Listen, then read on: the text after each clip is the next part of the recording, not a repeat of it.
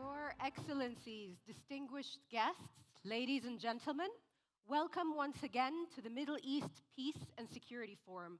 It's truly an honor and a pleasure being with you. Thank you so much, Prime Minister Masrour Barzani. Thank you for joining us today. Well, thank you for having me.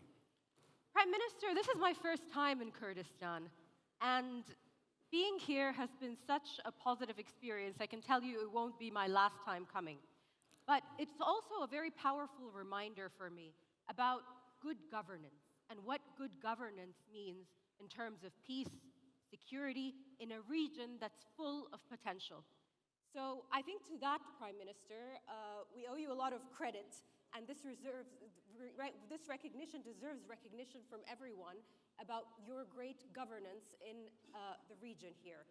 But at the same time, we know that any progress in our region remains really fragile. I mean, the cynics would tell you that it's even elusive. Let's just say there are complex challenges around that. And with that in mind, I want to kick off our conversation about the very complex relationship and power sharing that you have with Baghdad. Prime Minister, you've managed complex institutional, financial, and territorial issues with Baghdad. How would you characterize the current power sharing experience? Well, if there was a real power sharing, these things wouldn't be issues, would they? Oh, from the start, okay. So there is really another real power sharing. But of course, we are trying to organize our relationship and fix our relationship with the federal government based on the Constitution. And the Constitution clearly states how this relationship should be between both the federal government and the region. These issues that you mentioned are still complex because every one of them was supposed to be implemented by an article in the Constitution. For instance, the disputed territories is still one of the main challenges between the federal government and Kurdistan. Mm-hmm. The hydrocarbon law is another issue that is a big challenge. And you're supposed to have the hydrocarbon law a long time ago, after the ratification of the Constitution. It shouldn't have taken so long. Still, the government in Baghdad relies on an outdated law that they inherited from the previous regime, and it's not applicable to a federal system. And of course, the budget issue is another area that needs to be resolved based on the Constitution. As a constitutional entity, Kurdistan should have its share of the budget from the federal government and not have a ministry at the federal level to interfere into the details of how the financial sector in Kurdistan is handled. But at the beginning, you talked about the good governance. Good governance is easy when you're dedicated to your cause. When you look at people and they become your main objective, when they are the ones that you need to serve, then it's easy. Well, which brings me to the next question. You did so well during the elections. What was the reason for this outcome? Good governance is part of it, but what are the other reasons? I believe in this election, people voted for services. I mean, my party has always been there to serve the people of Kurdistan and the cause of the Kurdish people, and the Kurdistanis, by the way, not just the Kurds, but everybody that lives in Kurdistan. And Kurdistan Democratic Party has been an umbrella for all of those who live in Kurdistan. So there are several reasons. One is the historical struggle of the Kurdistan Democratic Party, that how truthful it was to the cause and the banner it carried, the coexistence and the trust that people have of different backgrounds, different ethnic and religious groups that they have in the Kurdistan Democratic Party because of its leadership. And I think lately, the services that the KDP-led government delivered to people. I was here and I saw the session this morning talking about some of the reforms and some of the Services were delivered like Runaki, which is 24-hour electricity to people, and My Account, which is basically digitalizing our bank and financial institutions, building infrastructure, roads, and also investing in education and health sector, providing more services and cutting the routines and making people be more comfortable in running their daily duties and errands. So I think that relationship that the government has managed to create, the trust that it created between people and the government, and being truthful to the agenda and the promises that we have given. So I think at the end, people realized that we didn't only promise, but we delivered. And I think we were rewarded for that. Delivery is the most important, absolutely. That's what impacts the lives of people, and that's how they vote. From Kurdistan's elections, I want to talk a little bit about the elections that happened in Iraq. We heard yesterday from Prime Minister as-Sudani. But I'm eager to find out how you assess the recent Iraqi elections, and do you believe the process and the outcome would help strengthen political stability? Well, first of all, I think the elections were a big success. It was a big success to all of the Iraqis. The process and how it was conducted, it was a big success. But there is a big problem with the electoral law. The electoral law is not fair. Although we all have the results and every party knows how many seats they won, first of all, it was a big turnout all over the country. We've always had large turnouts here in Kurdistan, but I think this time across the country, there was, relatively speaking, a large turnout. This was a success. But if we had a more fair electoral law, I think it would be, the parliament would be more representative. I'll just give you an example. Yesterday I made a comment to Mrs. Ambari Zaman when she said that KDP is number 2. I said, no, we are number 1. With more than 1,111,000 votes, 1,100,000 votes, Kurdistan Democratic Party is the largest party today in Iraq. We only have coalition of several parties that have slightly more votes than us. But if you look at the number of seats that we have won, are not compatible to the votes that we've collected. Just to be more precise, with more than 1,100,000 votes, we have 27 seats, I think. 25, it's been ratified, I believe. But then you have the state of law with 728,000 seats, which is almost 400,000 votes less than us, but they have 29 seats. You have Sadiqun with 680,000 seats, half of us, but they have about equal size of, equal number of seats, 27 seats. So proportionately, this election wasn't it wasn't fair, it wasn't just, and it didn't give us the seats that we deserve. Now we hope that the election or the electoral law can be changed for the next election so that everybody would be treated equally under that law. Prime Minister, in 2021, the KDP aligned with the coordination framework after Muqtada Sadr's withdrawal. As a new political coalition is taking shape, what factors will shape your position this time? And may I ask which candidates you will support? Well, we respect all the candidates. It's not about personalities, really. It's more about the agenda and the relationship, the constitutional relationship between Baghdad and Erbil. In the last elections, we had certain ideas about how the future of the country should be and how the government should be formed. Even this time, we are focusing on the agenda and our conditions, if I may call conditions, is the implementation or the commitment to the implementation of the Constitution. So any side that wants to partner with us or wants us to be a part of the government, our conditions are very clear. We want full implementation of the Constitution without being subjective and choosing some articles and ignoring the others. And if it falls short of that, what's the consequence here? Well, let's not be pessimistic. Let's be hopeful that we can achieve our objective. Okay.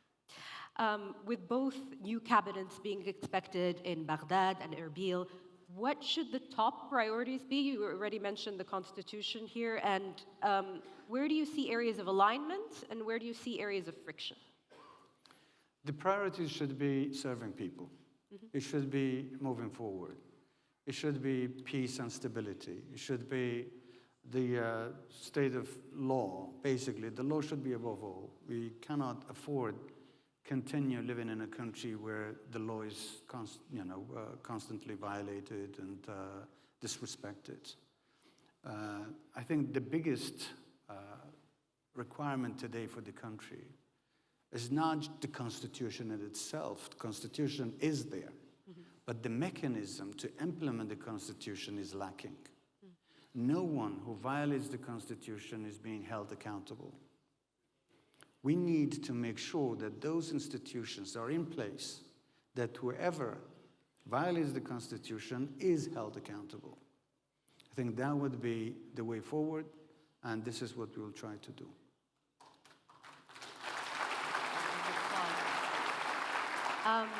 Prime Minister, can you clarify a little bit the status of the formation of the government here? Why is it taking so much time? What timeline can we expect? What's going on in that process? Well, it's very unfortunate that after a year we still don't have the government in Kurdistan.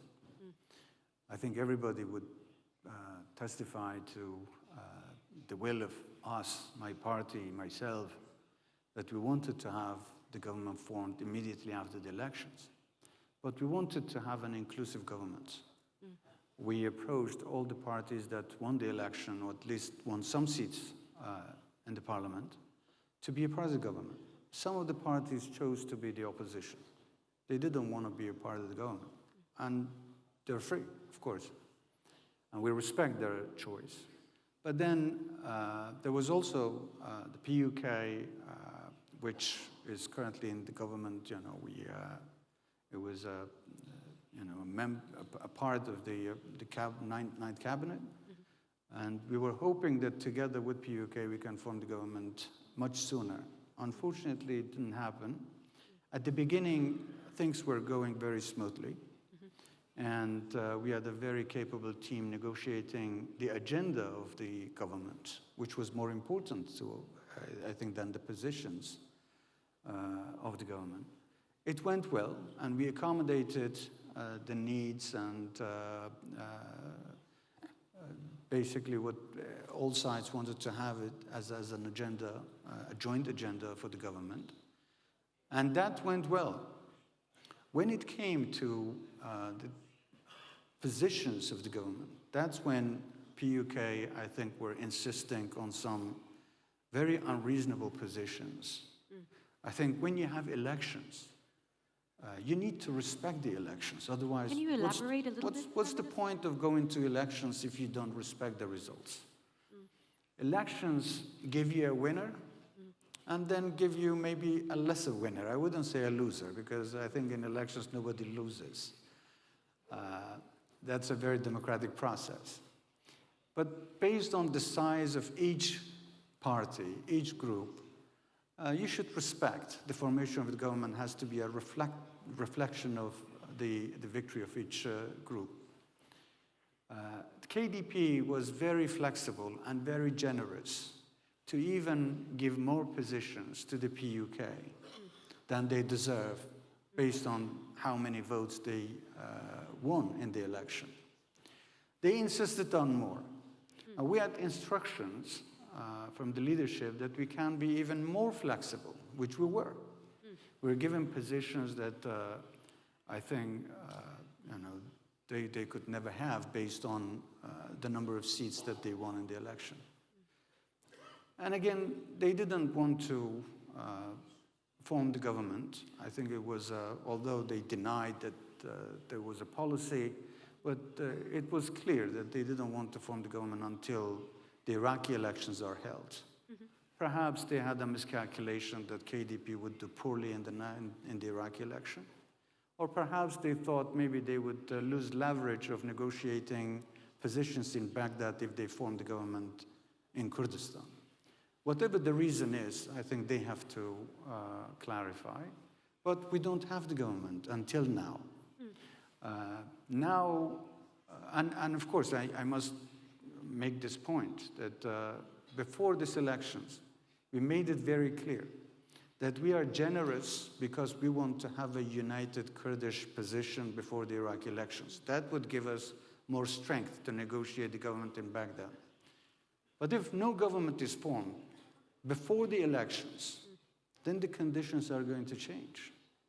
Today and the post-Iraqi elections, conditions have changed.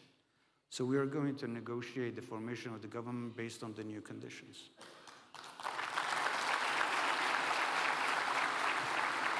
And just your expectation on a timeline, again, I'm sorry to be kind of picking at this issue. What do you expect? Well, my expectation doesn't matter really. I think it does. Everyone wants to well, hear it. I want to have the government formed as soon as possible. I want it before the end of this year, but can we do it? This remains to be seen. I'm going to switch now and talk a little bit about the area that I cover personally, which is the oil and gas sector. And the Shihan pipeline agreement is something that we've been focusing on a lot. And it took 2 years to restart the oil exports through the pipeline. And the current agreement is considered to be somewhat temporary. So I want to ask you, how sustainable do you think the deal is? Well, the deal is temporary. So a more sustainable solution to this problem would be to have the hydrocarbon law. And until then, every deal we make is going to be a temporary deal. I hope that Baghdad realizes that by stopping the export of oil from Kurdistan, everybody lost. There were billions of dollars lost, mostly on the expense of Kurdistan, because we were never compensated for the losses. Our salaries were not paid, our budget was not paid, and we didn't have the revenues to actually compensate for unpaid budget. So there was no winner in stopping the oil export. In my view, it was a political decision to cut off the export of oil. I hope that Baghdad now realizes that the best way forward is to honor and respect even this temporary agreement to continue until we have the hydrocarbon law. Is this a concern for you, Prime Minister? I mean, do you worry that Baghdad might stop the flow of oil again? Is this like one of the top concerns, or you think Baghdad now realizes?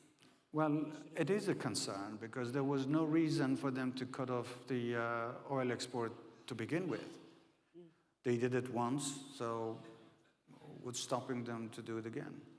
We have no leverage to stop them from doing this.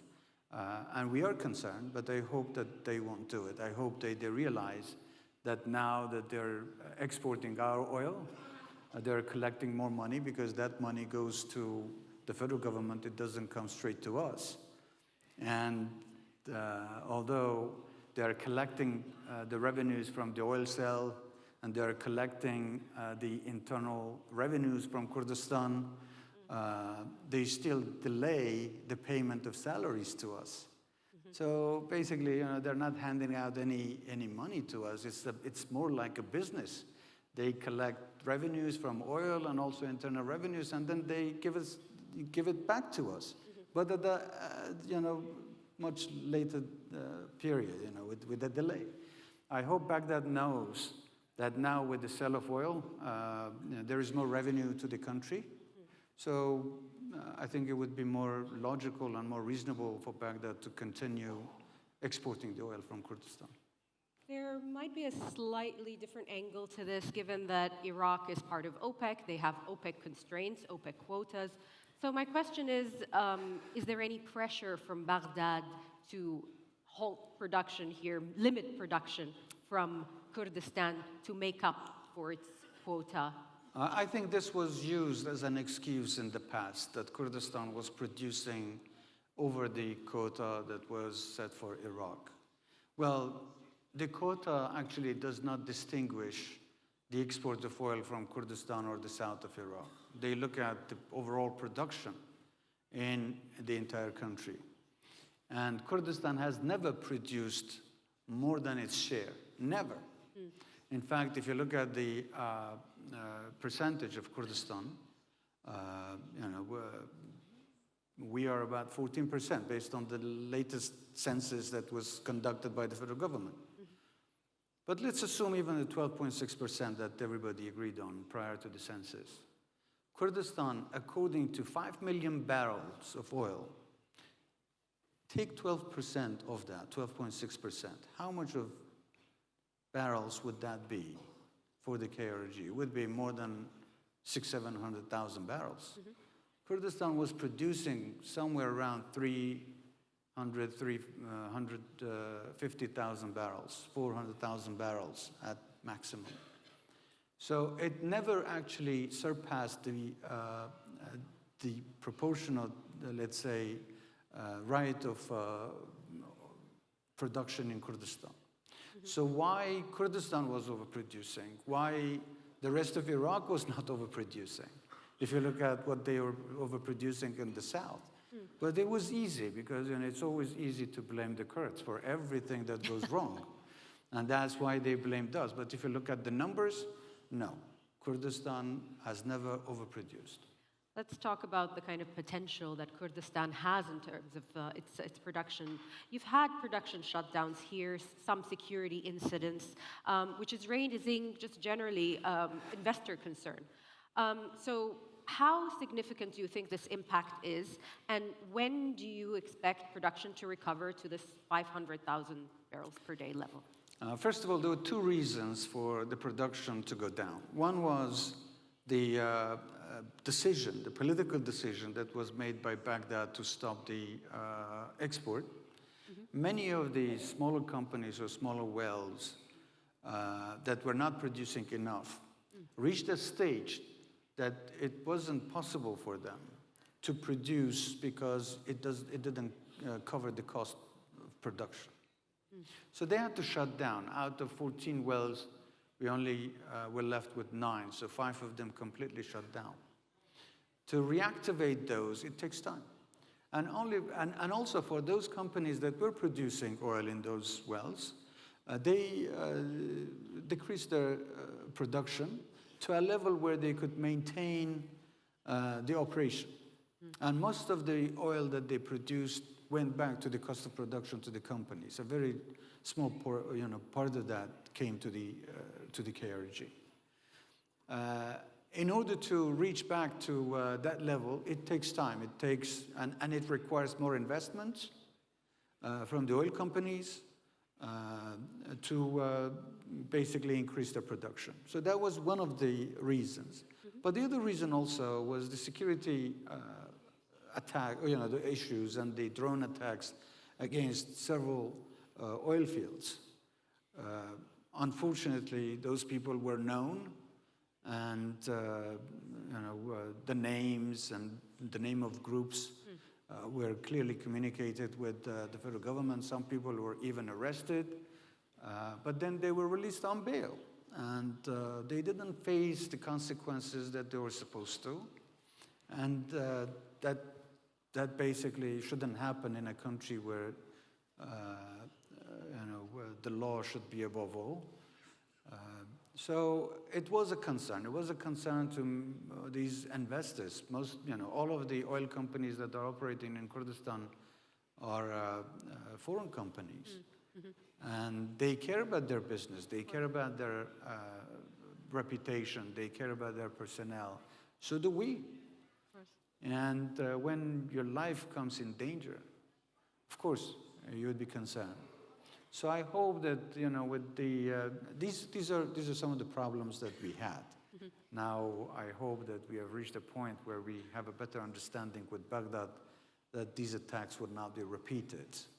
Otherwise, I hope that both Baghdad and the international community would not tolerate this reckless acts of terrorism, I would call, to terrorize people and to target civilian infrastructures.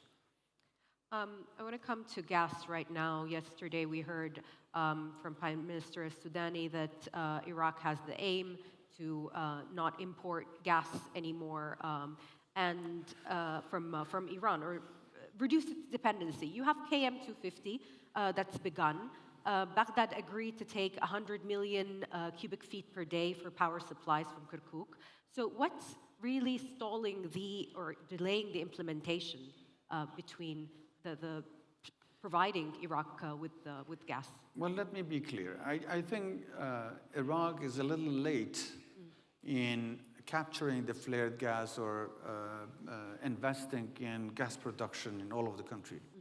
In Kurdistan, we've started many, many years ago. And now we're producing gas in some fields inside Kurdistan, and the contracts are with the KRG. Okay. The contracts are with the KRG. Every contract of oil and gas companies with the KRG are valid, and although it was taken to the court, but the court, even in Baghdad 3 times, it was in favor, it ruled in favor of Kurdistan.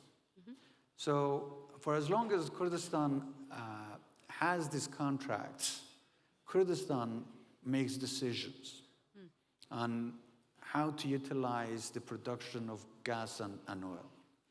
And based on the contracts, Kurdistan still needs the gas, and we can take as much gas as we want because we need it for electricity, we need it for daily business. There are many areas that we need gas for. And for the rest of the country, we have already used some of this gas, turned it into electricity, and given the electricity back to the government. So the power stations in Kurdistan are providing hundreds of megawatts. If Minister of Electricity is here, maybe you can give me a right number, but anyway, he's over there. So we already are giving electricity back to the country, to the rest of Iraq. With increasing gas production in Kurdistan, we can definitely turn that gas into electricity and give electricity back to the rest of Iraq. And this will need, of course, again, an agreement on the price and so on. I mean, how do you aim to reach that kind of framework? Yes, of course. I mean, these discussions are going on between our Ministry of Electricity and the Ministry of Electricity at the federal level. Of course, I think there was even a discounted price offered to Baghdad. I don't know if they've By taken. how much? Well, I don't know the numbers, so don't quote me on this. Sure. But there was a discounted offer compared to what they were importing from the neighboring countries. Great. Your previous term saw notable economic progress, as we've discussed. I want to delve into exactly what projects and initiatives that you plan to prioritize in the coming term. Some of the projects we've started, we haven't finished. So definitely we're going to finish these projects. Okay. Digitalization of our services, digitalization of our economic and financial institutions. This will continue, whether it's the Ronaki, it's my account, this will continue. But these were the infrastructure we needed for additional reforms that we have to do. For instance, collection of money. For any household and individual who wants to pay, sometimes they have difficulty going and standing in queues, and even those who are willing to pay, it's not easy to pay because maybe there is nobody to go and collect money from, for instance, the electricity. So the next step would be to implement a project, we call it e-Pusula, which means electronic payment. Okay. The electronic payment will give the chance to every individual to pay at the comfort of their home whenever they want. But in order to do that, they have to have an account. Okay. So that's why we were focusing on having my account to provide bank accounts to every individual in the country When they have that, then they can use the services that the bank offers. One of them would be the payments. That is, that's facilitating for the population, for the people, but it's also, it gives them much clearer, let's say, vision to the government. They know exactly, immediately, instantly, they know how much money is collected. So that's our major project for the future. And also, taxing is something that I need to clarify. We never impose taxes. That's something that the parliament does. So the government, sometimes I think the opposition has always misused this word and they used it against us. We never impose taxes as the government. We only implement the decisions that are, or the laws that are passed by the parliament. So making sure that the taxes are collected the way that they're supposed to, because they were ignored. So that's another area that the government needs to do, and for every individual here in Kurdistan, when they try to look at the developed world, and they're so, enthusiastic, and they want to be like them, then that developed world, developed world comes with a price. That's the responsibility of civilians. So if you want to be developed, you have to be a responsible civilian. This is something that we need to do as well. It does come with a lot of responsibility, which is learned, I think, over time. Prime Minister, despite a lot of industrial growth that's happening, youth unemployment remains high. Yes. What is your plan to create sustainable employment opportunities for the young people here in Kurdistan? Well, there are two sources of employment for the young people. One is the public sector, one is the private sector. Unfortunately, since 2013, by a political decision, Baghdad has not allowed Kurdistan to employ and hire anyone in Kurdistan. So since 2013 until now, everybody in Kurdistan is on contracts. New employees are on contract. They're not full employees. This needs to change. And I hope in this election, that was a part of our campaign, actually. When I was campaigning, I said that our representatives must go to Baghdad and fight for our equal rights. When Baghdad employs people in other parts of the country, Kurdistan should also be able to take its share in the public sector. So we need to create that opportunity for our younger generation, those who the government needs and those who are willing to work for the public sector, to have that opportunity.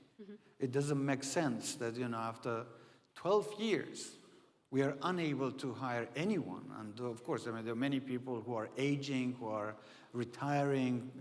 Some of them are no longer with us. How are you going to replace this workforce? You need to hire. You need to be able to hire these people. So that's one thing. That's the public sector. But that's never going to be enough. The private sector. We need to really invest in the private sector, and we have.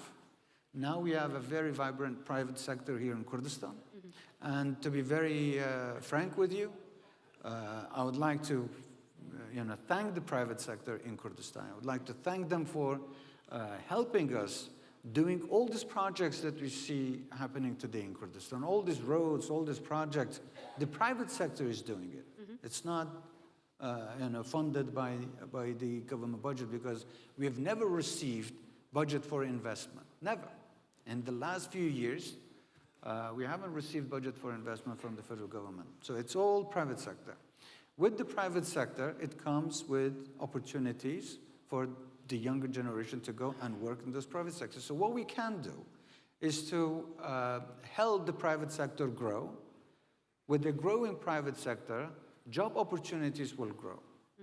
But there are a few things that need to be changed. One of them is the law of retirement and pension. In the public sector, a lot of people want to work for the government even for a much lesser salary than going into the private sector because they have a guaranteed future even when they retire. In the private sector, we have to apply the same law. So anyone that is working in the private sector will have a guaranteed future, and their pensions are going to be respected. Prime Minister. Besides this, I'm not done. Please, go ahead. Not done. And we also have projects. For instance, I heard this morning a project, we call it the Bloom. The Bloom is basically a project that the government supports the youth to borrow money from the bank. It's different than how it was done in the past. The government was giving money, billions of dollars were given to civilians and never, most of it was not recovered. But with the right banking system, with the right financial institutions in place that we try to build, the banks are able to lend money to the youth, and they can use that money whether they want to purchase a house, a car, they want to establish a business, and then they can pay the bank later on. The government can be a regulator, it could be a guarantor, and that's what we are trying to do. So with the Bloom, we are trying to help connect the banks with the young people, and the government sometimes actually gives the money through the banks. Through the banks, the government gives money. We have an experience of 25 businesses, of young businesses, young entrepreneurs. Some of them had small businesses, they wanted to grow their business. They wanted some help, so we gave them help. Or some they had ideas and they wanted to build their own businesses, but they had no funds. The government helped them. And then they were very successful. But of course, they're not going to just hand over money to anyone. Of course. They have to meet the criteria and also prove that they can do what they are claiming. Well, these are also opportunities that the young people can take advantage of and can use. With that good relationship between the people and the government, there is potential, there is huge opportunities, and we will continue to support the youth through these programs. Prime Minister, as you rightfully said, that the private sector is booming here and it's growing. But how do you balance between the two factors of encouraging investment, but at the same time having stronger labor protection and regulation around this? Well, the law is applicable to all, and it's above the all. I mean, the government is here, like I said, is to be a regulator, protect the rights of the investor, but also protect the rights of people who are working in the private sector. So it's a very clearly defined relationship. Okay. Prime Minister, a big topic that was discussed throughout the forum and maybe in all the sessions that I attended was Syria, the kind of wider regional security of the Middle East. Right now, negotiations between Damascus and the SDF are continuing, but progress appears to be stalled. So I'm interested to find out your view. What's holding this back, and what would your advice be to General Abadi at this stage? Well, obviously Syria is a different country. We can only share views. We cannot dictate. We cannot tell them what to do. I'm sure they have smart people to figure out what's the best system for them. But in my view, a country like Syria, with so many different communities and ethnicities and religious diversity in the country, there has to be an inclusive government. There has to be a constitution that accommodates the needs of everyone and gives guarantees for equal citizenship to everyone. Dictating an idea by one community will never bring you peace and stability. So I hope they will come up with a constitution that everyone's heard, the opinion of everyone is taken into account, and everybody feels the sense of belonging. They would not be excluded. They would not be, let's say, sidelined. And in Syria's case, we know that you have the Kurds in the north, you have the Alawites in the western coast, and then you have the Druze in the south, and then you have so many different Sunnis in between, of some of, of different, let's say, classes and ideologies.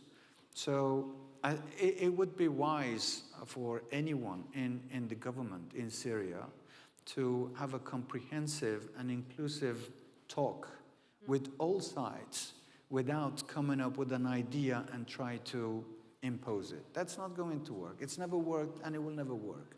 But having a right dialogue, I think, with all of them, there is a chance. There is a chance. I think there is one principle that I may point out. It's important that people should learn that we complement each other. We can together build more than competing with each other and trying to break each other. For so many years, this region, the Middle East, tried to break each other. And look where we are. Let's for once try to help each other and complement each other. And let's see how it will be. I think that would be the best advice to our friends in Syria. Thank you for that. As we're nearing the end of our session, unfortunately, I hope we get to have a lot more time with you next time.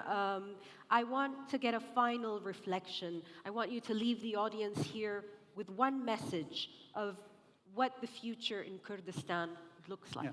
Before I come to this last question, let me add one more point on Syria. I was very pleased to host both Kurdish factions from ENKS and also SDF this morning. This is what this forum is about. We are not only talking, but we are acting upon it. We're trying to build peace by action. So I think if everybody tries to do the same, don't only talk, but act. Try to bring everybody together. I think that would be the key, and I believe is the secret of success. Now, I think everyone agrees with you. Sorry? Everyone agrees with you. I hope they do.